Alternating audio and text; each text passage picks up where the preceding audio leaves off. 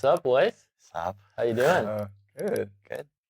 Full transparency, I'm not used to being on this end of the podcast, but Alvy from Blueprint, who I know is part of your management team, called me one day because he's partners with me at Fortune, and we were just shooting the shit. He's talking to me for a half hour, and he's saying, telling me all these plans that he's got. One of these plans was that, I've got this great podcast idea. I'm going to do this thing it's going to be great for the culture. We can interview this and that. And I'm like, okay, great. That's awesome. That's great. And he's telling me about it for like 10 minutes. It's like the end. He's like, and I want you to be the host. I'm like, what the? Yeah. I'm like, no, man, I don't know about that. I don't know about that. I didn't sign up for that. And then he's like, well, one of the guests that we want to do is SO LOKI. And I probably would have denied it, but I was due for a call with you because I hadn't talked to you guys for a minute anyway. Mm-hmm. You know what I mean? And the last time I kind of talked to you guys was probably in the summer. And I was talking with Jeff, and I talked to you. And, during this time, I was on a social media break for about a month and a half. Mm-hmm. My kids kind of influenced me to do that. And, some kind of stuff was going on with you, Sam, a little bit. So I kind of wanted to follow up with this anyway, and I thought this would be a good time to talk about it. But, feel free to kind of go as deep or not as deep as you want. But it was just kind of around the Black Lives Matter movement, mm-hmm. which was pretty intense, obviously. And it was something that I think we all felt, you know what I mean? But yeah, feel free to share what was going on at this time for you and kind of what was happening. And yeah, well, it was wild because I feel like last time we spoke was right after I came out of the hospital. Yeah. And I feel like that was maybe 30 days out. And for me, it was just a wild time because I feel like, we had gotten to like the first couple months of everyone being locked inside. Yeah. And then, everyone just thinking about what the fuck they're going to do, right? It comes to like, are you going to change your job? Are you going to change your life? And then, the protests happen and everything kind of hits the fan. Because I think a lot of people, we're all forced to watch something like we were forced to watch Netflix. Mm-hmm. We were all locked in doing our shit. And that for that next, it felt like it was 2 weeks of sort of just shit going on. Yeah. And for me, I think we were doing a lot just figuring out our album because we were going to release stuff and shoot videos. And it was that idea of trying to still run after lockdowns happen. And it was hard because, we're trying to shoot videos, but you couldn't because no one wanted to get sick. And so how do you do that safely? And you want to make music and have money to stay alive. How do you do that? And all these other things on top. And I had gotten to a point where I think it was the first time I was able to see how much I could take. Right. And at what point does, the Jenga fall? And right. I had hit that point, and it seemed super fucking normal. Because, as Jeff knows, I'm insane. Right. So I feel like I'm always running around trying, we're trying to get some shit fixed up, and let's finesse this and get that. And I think it couldn't have been more than 5 days after the Vancouver marches happened. Mm-hmm. It was very powerful. Even for myself, mm-hmm. I went to those marches as mm-hmm. well, and it was just what was going on, and why I took a break from social media too, because mm-hmm. it was just coming at you from all angles, plus COVID, plus navigating mm-hmm. my own personal business and everything that you're saying, and then how we were feeling. So I feel where you were at, you know what I mean, at this time. Yeah, and it's crazy because I think at that point everyone felt like we're in some shit together. Because also being locked in fucked it up because none of us could see each other. But then, do you even want to see each other online? And you have this moment where all these people come together for a moment, and just sort of that breathing motion just causes a lot of friction. And for me, I thought all the shit was normal for the first 2 days, and then I don't remember. Right. And I hit that point of having a literal you kind of blacked out. It was a Kanye moment. Right. It was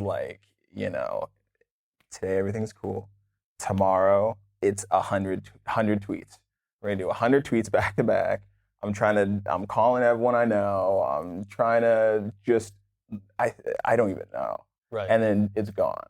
Right. And this is when like I kind of caught wind of it, and I called you right away. Yeah. And Sam, I think you were in the hospital at He was this in the time, hospital, so I yeah. was pretty concerned and calling you every day for a couple of days just to make sure things were cool. And I think your parents came down and stuff. But after this all happened, so you went to the hospital. Went to the hospital, and that shit is insane. Hospitals in general are like, there's a lot of good and bad that can happen there, but like so when I went in, no one knew sort of what happened and what was going on with me, because it's never happened before. And you didn't know, nobody knew. Nobody it's like they're knew. trying to diagnose what's going on. Exactly. And it's just sort of this increasing energy and all the shit going on. And getting in there, I end up finding out that I had a manic episode and that I'm bipolar. And I'm like, oh. This is the first time. This is the first time I'm hearing this. So they diagnosed it at this time. Exactly. And it wasn't prior to anything. Yeah, and when I heard that, I was like, yeah, that makes sense. Nothing like this has ever happened before. Right. But I'm pretty wild. Just like. But it also comes with creativity. Exactly. And this is why you guys are who you are, right? So there's a bit of. It's like if we take Kanye as a reference, like the guy's one of the most creative guys. Yeah. Right now in the world, And it's crazy because, going in and coming out, it was very surprising where it was right after the episode happened.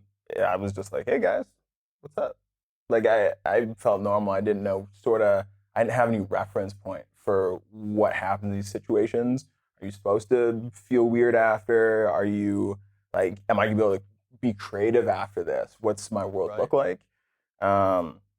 And like, I'm very lucky that there was nothing that followed up in terms of, having more episodes coming on quickly, or, having that, the sleepiness that a lot of people get when they go through being bipolar. Mm-hmm. So, it could just be a thing that happens once. It could happen 10 years from now. I have no clue.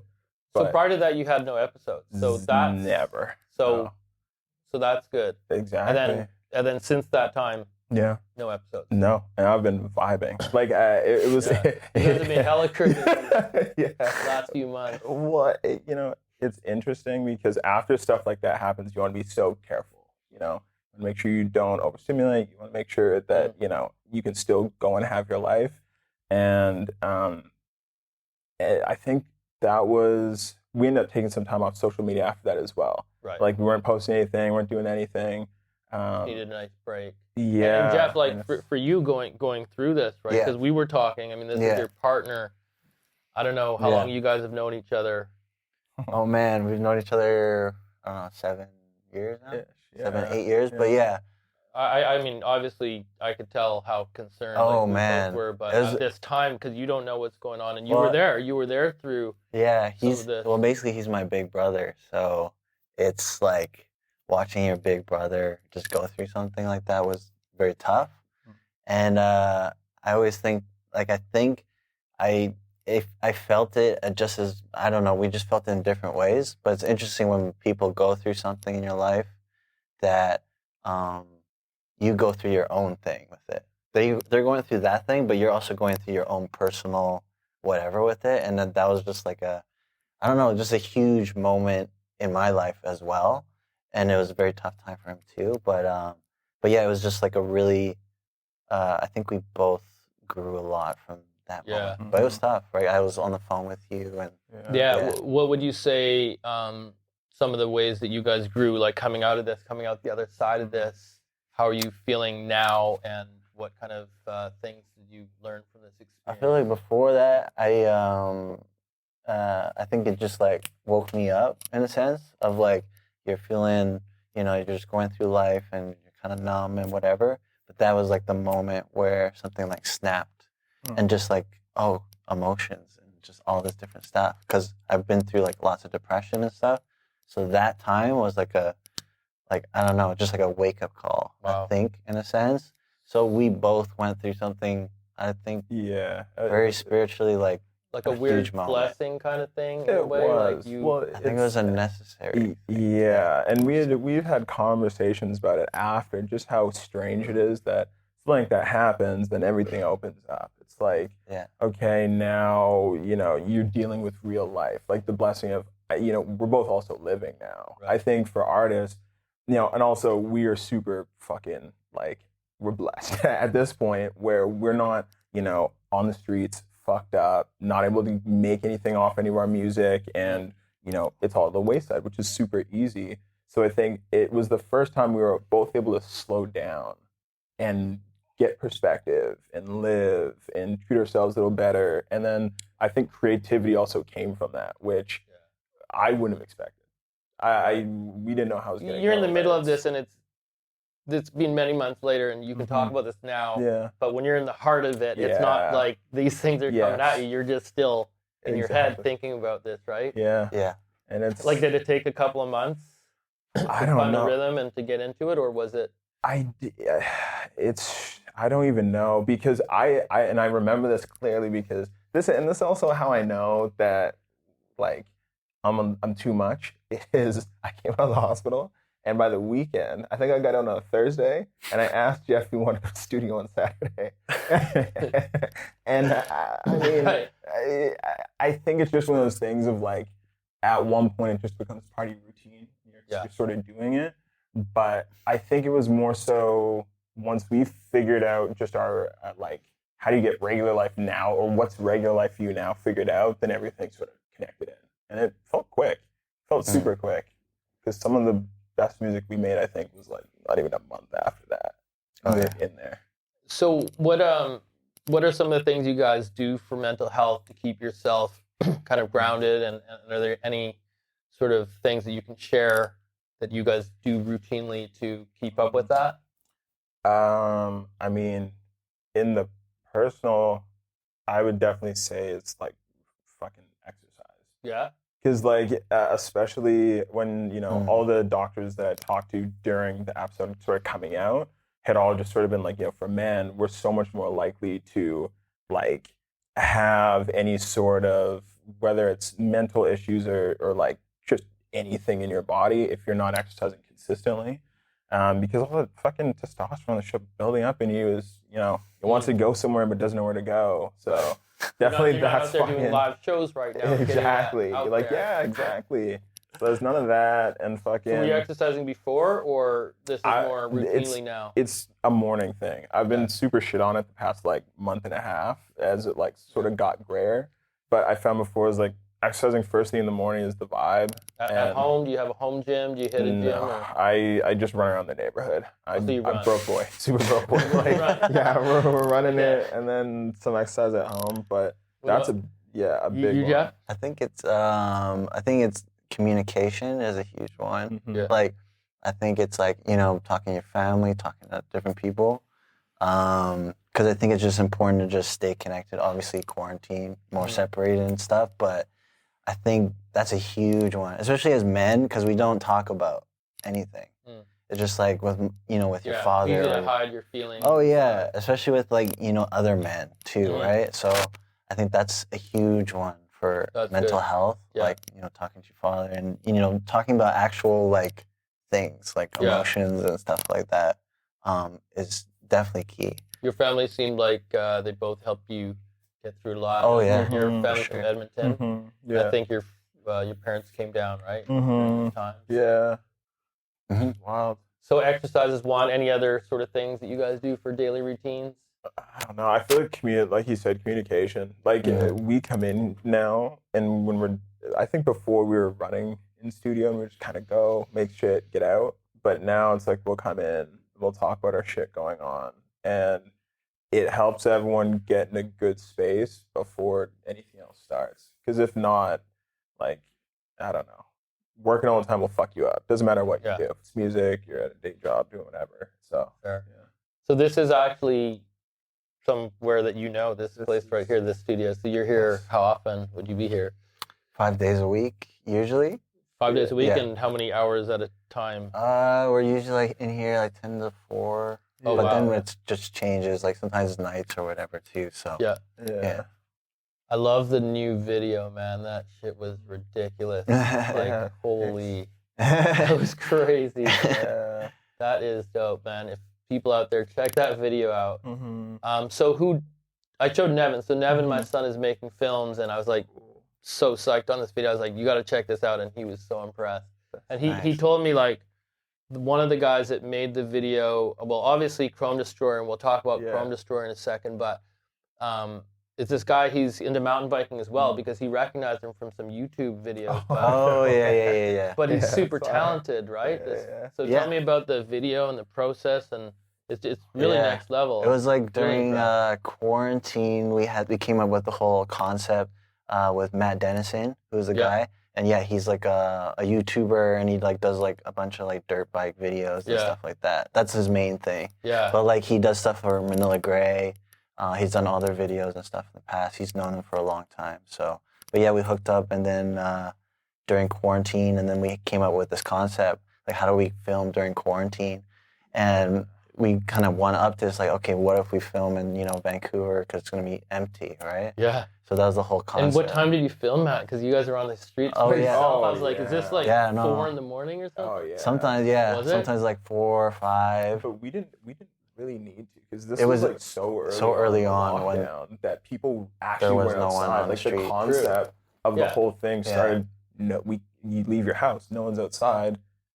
That's all we're gonna do, and it just felt right at the time. So yeah. I was really impressed with that. And then talk about Chrome Destroyer. So he's been a visual artist that you guys are using. I'm actually using him for our company Taken, and he's going to do a little something there, because always been a fan as well. But how did that all coordinate? We've known him. Well, he met him. Tell your story about like how you met him. I was with a high school friend of mine at Emily Carr. And I think we were just going so he could show me the space, and it all looked cool. And Chrome Destroyer was doing like one of the most, he was in a computer room, like in no other lights, no nothing, just working on the most insane 3D thing I've seen in my entire life. This is like many years ago. Many years ago, probably. You went to Emily Carr? I didn't. No, oh, okay. I broke away. No. But you just been to Emily Carr. Exactly. But he was just kind of working there and doing cool shit, and like he's the quietest person I've ever known. So like it was sort of one of those like, yo, that's super cool. He didn't say anything, and I was like, I want to know him. He didn't say thanks. No. So we linked up with him like shortly after, and he's honestly he's been putting like most of these 3D guys on, at least out here in Vancouver, and like I don't know, for the past few years since the vaporwave stuff started and died, you see some people that can do like some cool shit. Mm-hmm. It's not as creative or not as defined, and I feel like he really, he got there. You guys are always pretty good with your style and creativity and image. Like, what do you guys, are you thinking of this by yourselves? Do you guys have a team behind you? Like, what is your process on your vibe? And it's hard, man. I think a lot of it, like, just the parts that come from Jeff and I is like all the stuff that we think is cool that we can't find anywhere else, we have to do it almost. And like I think that's always sort of been our thing. Like, if we can't find it, let's do it. But at this point too, there's we brought help in, or we have sort of a team that helps working on just ideas and curating the shit. Ryan, who's here today, like does a lot of shit with us, literally just creative direction on everything. Nice. And I think you all have to like the same shit. Not like the same shit, but you all have to believe in the same principle that if it's fly, it's fly. And they're the people that keep us alive. Nice. Yeah. So Vancouver, I mean, we've talked about this before as far as Toronto kind of having their wave, and obviously so many artists have coming out of Toronto these days, but we're like, Vancouver's next, like we've got our own little style going on. It's much different. What are you guys thinking of the scene and upcoming artists? I mean, I remember you telling me a few years ago that Baby No Money, this guy is, and this is when he didn't have so many followers, but Yeah. at this point you were like, out of all of them, gee, this dude Yeah. is gonna crush, and Yes. fair enough, you know, like Yes. right now he's on fire. Yeah. Yes. And you guys have collaborated with him Yeah. a lot. Yeah. Tell me about that and how that connection kind of worked together, and if you guys got plans for more together. It's crazy, man. I don't know. We like in meeting Baby No Money. He's an amazing guy, but you know, there's something to be said about people that have no fear or don't. Yes. You know, they're so creatively free and they're willing to try new things. And he put himself in that position early on where I was like, this guy does not give a fuck.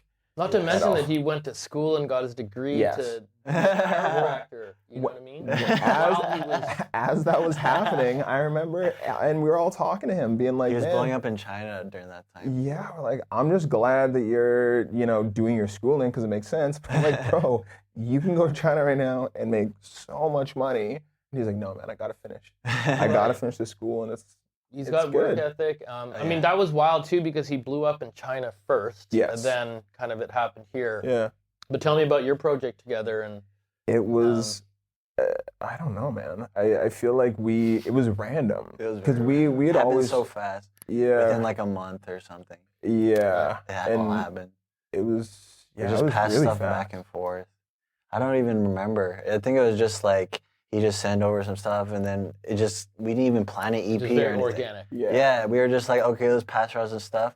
He heard, Baby No Money heard him sing on Fragile, I think, and then Baby No Money was like, I want to sing too. So that was the first time he sang. Was on Yeah. Fragile, Right. even before La La Right. La and stuff. But he was like, that's when he first realized, like, oh, I gotta sing more. Yeah, this And then we're last like, track yeah, that he just put do out. it. And then he's been like singing more and stuff too. But Yeah. yeah, But it was interesting because we were just like, fuck it, let's just put something out. yeah. And we don't really care. We're just kind of having fun. And one of the songs blew up on TikTok, which I mean, at that time I had no clue what the fuck TikTok was and what was going on. But it's just a kid dances once and then it works. And then we went on tour, and even on tour, he's everything. Yeah. I thought I knew him before that, Yeah. but he's an interesting man. Yeah, but he's a great guy. Yeah, but he's he's great. exactly like you expect. Good kid. What else? So what are some of the trials and tribulations of coming out of Vancouver? The positives, the negatives, and what do you think of being based out of Vancouver? We're cut off. We're super cut off. Like we just don't have the population density that a lot of the other places have. When we took a trip to LA just to work for like a month. Right. And going there for a month felt like being in Vancouver for multiple years. Right. You know, you're meeting so many different people. You have so many different things going on. So I don't know. Like, it's cool being out here because it feels different. We're on our own wave. We don't, our culture, we get to kind of choose it. But it is kind of like a blank slate, Vancouver, right? It's kind of like you can write it however much. It's just like there's no defining thing. It's like Toronto, it's like XO or OVO, and those are the two styles. And then you have, you have different stuff now, like Smiley and all these different guys that are coming up. But here it's like. It's always just there's all these new movements happening all the time. It's just like we heard of this kid the other day, Como the kid, and we're like, he's doing really well, and he's from here, and it's kind of like hyper pop, kind of like he's just like a 16-year-old from here that's blowing up. Yeah. But yeah, stuff like that will happen where it'd be like, or like BB No Money, same Yeah, thing. and it's just different. It doesn't fit into any. It doesn't fit anything. But, It's usually eclectic though. Yeah. Or it's like Tommy Jazz was the first one, where it's like, and she's eclectic too. very different. But even though it's hip hop, and I feel like that's always Vancouver. It's always got to be weird in some way, you know. So, what are you feeling? What do you listen like? Who's coming up next? Like, who to look out for as far as Vancouver artists? Would you guys say? Oh, I don't even know. I mean, the only person that I mean, there's, I feel like not even Up Next. I think she's been doing it for a while, but like Prado for sure has is I would say one of the only people that when I look at the whole like just the music, the art, everything that goes along with it, I'm enjoying. And as someone, in music, I hear a lot of fucking music and it's easy to get bored of music. It's easy to love it, but she does a super good job. Yeah. Like that's the person I'd probably put as like someone I would actually go and download, but I don't know. Yeah, she's definitely her. And then I would say Yerm Sauce as well. Oh, I guess definitely. He's Yerms now. Yeah, but right. Definitely. He changed it, but yeah, him too. He's trying like a different style. He's making more stuff that's like true to like how he started. I was like, okay, this is good stuff. Like he's got a good story and stuff. So. So, what other artists do you listen to in general? Not even from Vancouver, or other types of music? You put me on to Tizo Touchdown. Oh yeah, Tizo. I love Tizo.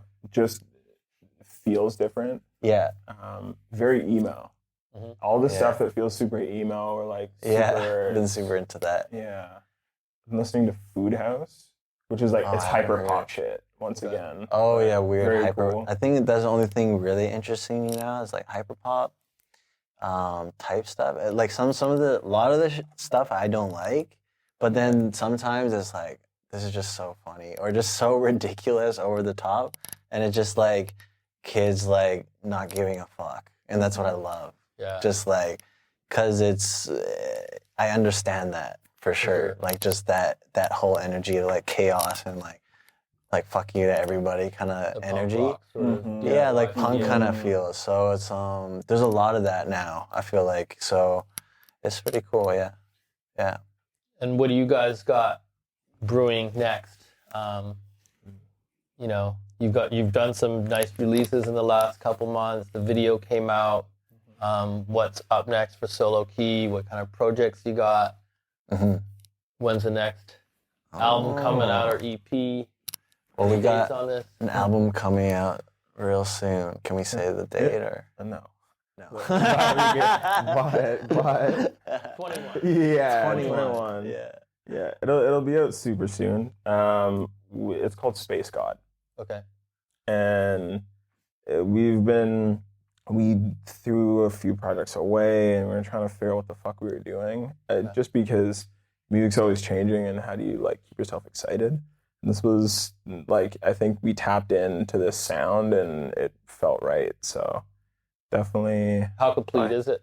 Done. Yeah. Any features or is it just solo key? It's no features. No features? Just us. Yeah. I think we're like doing features is right when we're, all in the same room and we can really vibe and do that thing. But a lot of this music was written while, the pandemic's been happening. So we haven't been with other people, especially at the beginning stages. But yeah, so.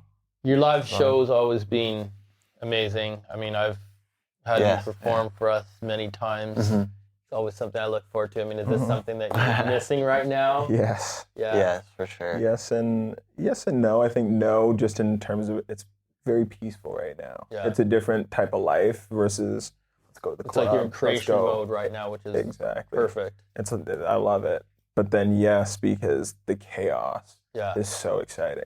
And then you don't have to run around the block as much. You can just go on stage. Exactly. That's true.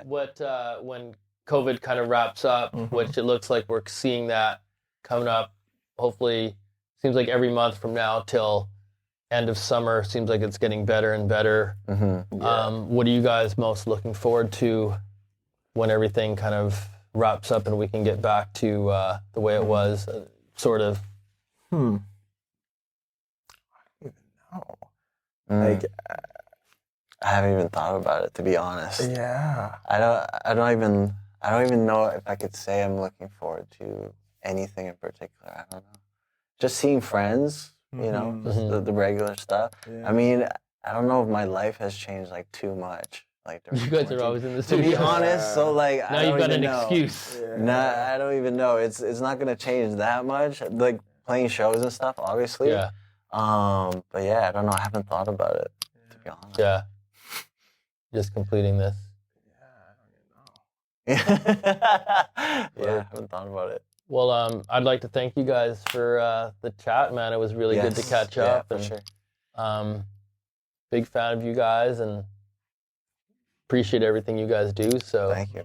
Yeah. can't wait to have you perform back somewhere, one of the venues. And Yeah. yeah, be psyched, man. Cheers. Okay. Cheers.